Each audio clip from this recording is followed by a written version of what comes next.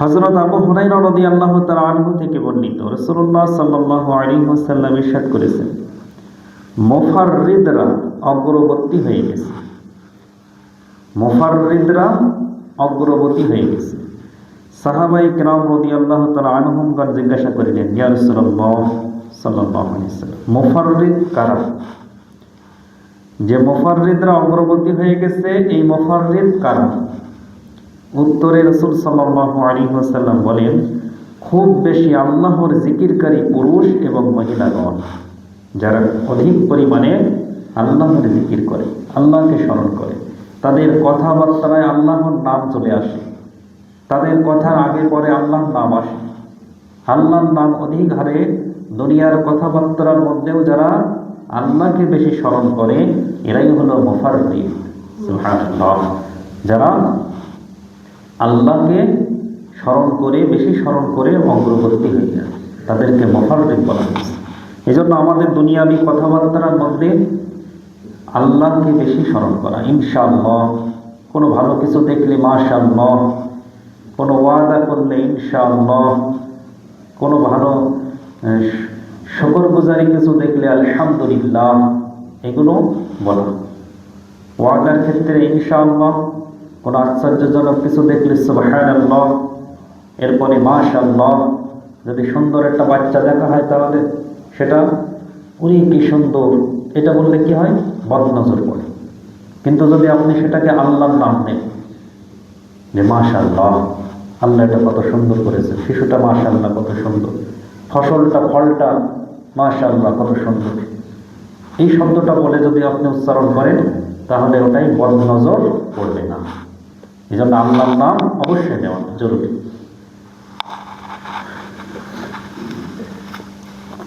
হযরত জাবির রাদিয়াল্লাহু তাআলা আনহু থেকে বর্ণিত, তিনি বলেন, আমি রাসূলুল্লাহ সাল্লাল্লাহু আলাইহি ওয়াসাল্লামকে বলতে শুনেছি, সর্বোত্তম জিকির হচ্ছে লা ইলাহা ইল্লাল্লাহ। সর্বোত্তম জিকির লা ইলাহা ইল্লাল্লাহ। এতটুকুই, লা ইলাহা ইল্লাল্লাহ জিকির আকারে বললে আমরা শুধুমাত্র লা ইলাহা ইল্লাল্লাহ এটাই। আর মুহাম্মদুর রাসূলুল্লাহ পুরো কালিমা হিসেবে, কিন্তু জিকির হিসেবে লা ইলাহা ইল্লাল্লাহ। জিকির আল্লাহর নাম ছাড়া অন্য কারোর নামে করা জায়েজ নেই, বা নবীদের নামেও জিকির হবে না। ওটা আপনি কালিমা হিসেবে আপনি লা ইলাহা ইল্লাল্লাহ মুহাম্মাদুর রাসূলুল্লাহ বলতে পারেন, কিন্তু জিকির হিসেবে যখন অধিক হারে 100 বার লা ইলাহা ইল্লাল্লাহ পড়লেন, শেষে একবার মুহাম্মাদুর রাসূলুল্লাহ বলতে পারেন, কিন্তু যখন একাধিকবার করবেন শুধুমাত্র লা ইলাহা ইল্লাল্লাহ। হযরত আব্দুল্লাহ ইবনে বুশর রাদিয়াল্লাহু তাআলা আনহু থেকে বর্ণিত, এক ব্যক্তি নিবেদন করেন, ইয়া রাসূলুল্লাহ সাল্লাল্লাহু আলাইহি ওয়াসাল্লাম, ইসলামের আহকাম আমার জন্য অনেক বেশি হয়েছে, কাজেই আপনি আমাকে এমন একটি বস্তুর খবর দিন যাকে আমি শক্তভাবে আঁকড়ে ধরি।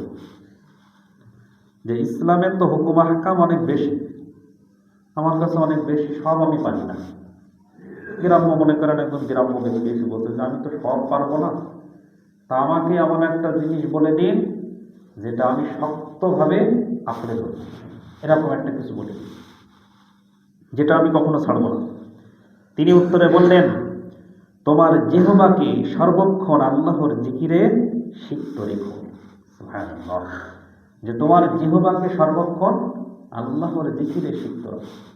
তাহলে এই একটা আমল তার, এইটা যদি সে ধরে রাখতে পারে, তাহলে সে সব জায়গায় ভালো গুণ অর্জন করতে পারবে। যে আল্লাহকে ভুলে যায় না কোনো জায়গায়, তার কোনো অপরাধ হয় না, সে ইচ্ছাকৃতভাবে আর অপরাধ অন্যায় করতে পারে না, যে তার জিহ্বায় সর্বক্ষণ আল্লাহর নাম থাকে। এই একটা আমল রাসূল সাল্লাল্লাহু আলাইহি ওয়াসাল্লাম এই ব্যক্তিকে বলে দিলেন যে এইটা শক্তভাবে ধরে রাখো। এই এক আমল তোমার অনেক আমল টেনে নিয়ে আসবে। কিছু কিছু আমল আছে, একটা আমল কি অনেক আমল টেনে নিয়ে আসে। তো তার মধ্যে এটা একটা গুরুত্বপূর্ণ আমল, যে সর্বক্ষণ জিহ্বাকে আল্লাহর জিকিরে সিক্ত রাখা। এতে কি হবে? বিশেষ করে একটা লাভ হবে যে অযথা কথা বন্ধ হয়ে যাবে। অযথা কথাবার্তা আর হবে না, বেহুদা কথাবার্তা আসবে না। আর গালিগালাজ তো আরও হবে। গালিগালাজ কারা করে?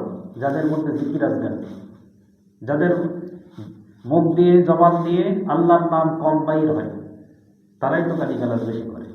কিন্তু যারা জিকির আজগার করবে, তসবিহ তাহলিল বেশি পড়বে, তাদের জবান দিয়ে গালিগালাজ তো আসবেই না, অপরান্ত আরো অযথা কথাও বাইর হবে না।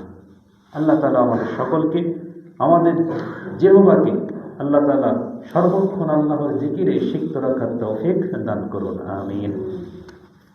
আল্লাহুম্মা সাল্লি আলা মুহাম্মাদ।